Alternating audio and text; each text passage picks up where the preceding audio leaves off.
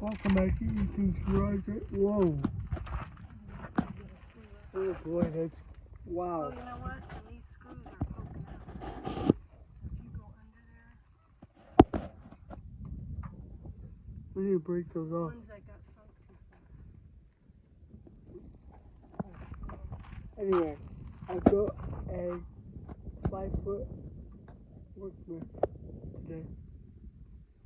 We used individual pieces of wood to make the tabletop. Trying to show you without getting jabbed in the leg by screws